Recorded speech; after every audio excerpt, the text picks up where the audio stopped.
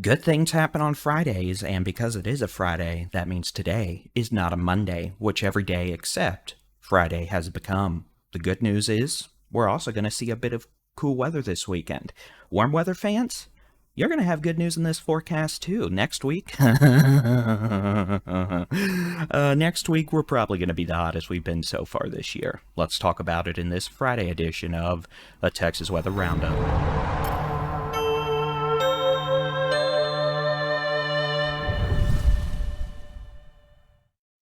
Well, good morning. It is Friday, the 16th of February, 2024.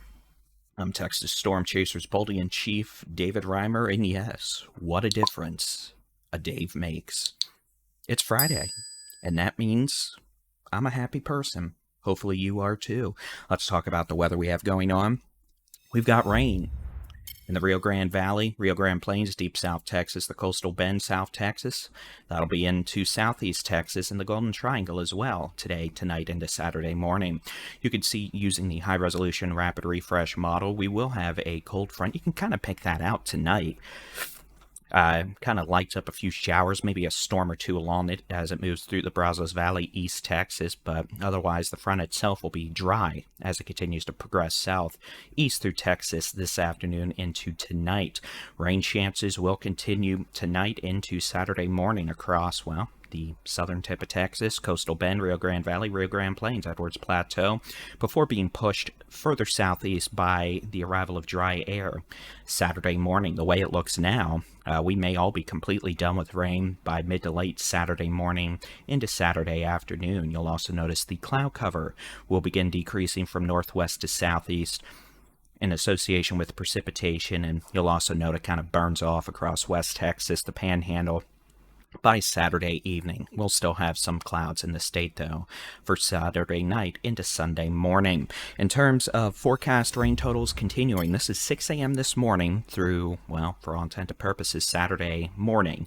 This is rainfall from 6 a.m. onward, meaning additional rainfall. We're expecting an additional 1.5 to 3 inches of rain across the Rio Grande Plains, deep South Texas, the Rio Grande Valley, Interstate 12 from McAllen over to Brownsville, all the way up towards the coastal bend. An additional 1 to 1.5 inches of rain possible. Places like Laredo over to Corpus Christi, 1/2 to 1 inch of rain from, let's just say, north of Laredo, all the way east through Victoria, the coastal plains, over towards Galveston Island, at least the west end of Galveston Island, and at this point, perhaps 1/10 of an inch of rain as far north as San Antonio, east along Interstate 10, into southeast Texas, the Houston Metro, into the Golden Triangle, Beaumont, Port Arthur. North of that, if you get 1/10 of an inch of rain, hey, consider yourself lucky, because it's not going to happen to a lot of folks. And for what it's worth, after the rain chances conclude tomorrow morning, we are expecting nearly completely dry weather through probably at least Friday of next week, an extended duration of dry weather across the state of Texas. Now, with the arrival of our impending cold front, we're going to have falling temperatures through the afternoon across the northwestern half of Texas, it looks like. This considers high temperatures from 6 a.m. this morning through 6 a.m. Saturday morning, meaning what you see here, Panhandle, West Texas, yeah, those are probably going to be during the morning, early afternoon hours. Same thing across western two-thirds of Oklahoma. 70s, 60s, even a couple lower 80s, southeastern two-thirds of Texas. But again, places like DFW, Abilene, San Angelo, maybe Hillsboro. Tyler, your high temperatures may be during the late morning, early afternoon, with falling temperatures by late afternoon, early this evening, depending on the exact timing of Crashy, the cold front. We'll have gusty north winds, temperatures falling back into the 40s and 50s. While not an Arctic outbreak by any stretch of the imagination, probably one of the more potent cold fronts we dealt with this month, which admittedly has been a very warm month, so the standard, the bar isn't particularly high to set on that. As we head into Saturday morning, low temperatures, we're expecting a freeze across the Panhandle, West Texas, the Permian Basin, the Big Country, Northwest Texas, Texoma, or Texas on the outskirts of DFW, all the way southwest through Stephenville into the hill country. Temperatures likely remaining above freezing, but on the cool side tonight into Saturday morning across southeast Texas, East Texas, the Brazos Valley, down into South Texas. For what it's worth, yes, It is going to be cool to cold, but nothing compared to what we dealt with 3 years ago. Now, this will be a bit of a shock to the system for tomorrow. High temperatures in the 30s, 40s to right around 50 degrees across the northern 75% of Texas with north winds. It'll feel a bit colder. Yeah, it's definitely going to be a bit of a shock to the system considering we've been in the 70s for the last several days, but alas, it is February. It is still winter. Even if we're not acting like it, we still do get cold snaps. As we head into Sunday morning, this will probably be the morning where we have the most widespread freeze across the state of Texas. For all intent and purposes, we're going to be dealing with a diurnal, or not a diurnal cooling setup. I need more caffeine. Hold on, I'm going to drink some caffeine. A term I was so unsuccessfully looking for: radiational cooling, where we get clearing skies, light winds that allows the valleys, the protected areas, to drop further in the temperature department compared to those of you on hills, ridgetops, whatever, urban areas. You can see that around the DFW Metroplex, for example. 31 for Dallas and DFW Airport, 20s everywhere else surrounding the immediate urban sprawl. Regardless, 20s to low 30s northern two-thirds of Texas, mid-30s for Houston, Corpus Christi, upper 30s to right around 40 in the Rio Grande Valley, deep south Texas. So, a bit chilly, but nothing record-breaking by any stretch of the imagination. Nevertheless, if you've already planted some cold-sensitive plants, even though we've said that's probably not the best idea, but you couldn't let the spring weather go to waste, you're going to probably want to protect them, or else they're going to be in for a bit of a shock. As we get into Sunday, bye-bye crashy the cold front. We're already back up in the 60s and 70s. Panhandle, West Texas, Permian Basin, mainly 70s in the Permian Basin down to Big Bend. 60s to upper 50s across the remainder of the state, which is about where we should be, maybe just a wee bit below. For middle February, and again, compared to 3 years ago, the Arctic outbreak of doom. I mean, there's a lot of things you can call that, but that's one way to put it. Yeah, we're blessed. Monday, we're back to spring. I'm going to keep calling it false spring, but to be perfectly blunt and honest, we're going to be in this pattern for most of the upcoming week.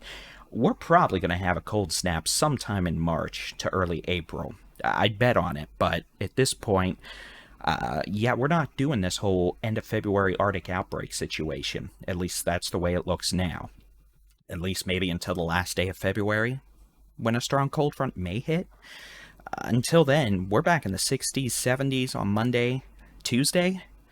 Forget it. We're going to be in the 70s to upper 80s in the state of Texas. I'm not talking about upper 80s just where it's going to be warm, because we're going to have 80s all over the place. Same thing on Wednesday. Here you go, 80s. DFW, 80s. 80s in Abilene, 80s in San Angelo, 80s in the Permian Basin, 80s in San Antonio. I meant San Angelo, but San Antonio and San Angelo, you both get a cookie. 80s in Houston, 80s in the Rio Grande Plains, 80s in the Rio Grande Valley. Southern Big Bend, up to Fort Stockton, we may be pushing 90 by Wednesday. Forget winter, forget false spring. We're going all the way to holy moly guacamole. It's going to feel like late April, early May. And for what it's worth, we're going to have to watch for grass fires, given the fact it's going to be dry, it's going to be windy, and at least some portion of surface fuels are going to be dormant, whether because they're still dormant or because the freeze Saturday and Sunday mornings are going to put them back in dormancy until we get rain again. So on the bright side, next week, it's going to be dry. Much of the work week, if not the entire work week, and it's going to get warm. I mean, almost pool weather, to be honest with you. If it was spring break already, this would be great weather for it. But here you go, and that's going to continue past Wednesday. The way it looks, we may be staying in the happy, warm department through next weekend at least. So that is going to be it for your Texas Weather Roundup. I'm playing with camera sizes while making a video. That was unintentional, but humorous.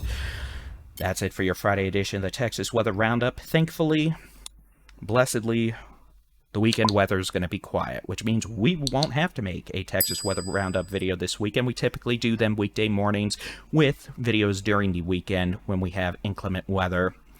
But as always, we'll keep an eye on things, and I'm sure we'll be putting stuff out there. Meteorologist Jason Cooley's a content freak. He likes to do that more than pretty much anything else. So undoubtedly we'll be putting something out this weekend, because if we don't, it's just going to bug him too much. And we can't have that, because then he bugs me, and then I get grumpy. And we don't need Grumpy Davis on the weekend. No siree, Bob. That will be it for your Friday edition of the Texas Weather Roundup. Almost to 18,000 subscribers on the Texas Weather Center YouTube channel. Thank you very much for trusting us for your weather information and joining the community. If you haven't hit that subscribe button yet, it's free. We'd love for you to do it. We'd love for you to join the fam. We've got some exciting things coming sooner rather than later. I spent the last 8 hours at this desk working on said things, so hopefully that'll be done in time for March, the beginning of meteorological spring, but we'll just have to wait and see. As always, y'all make it a good one. We'll talk to you on Monday. God bless.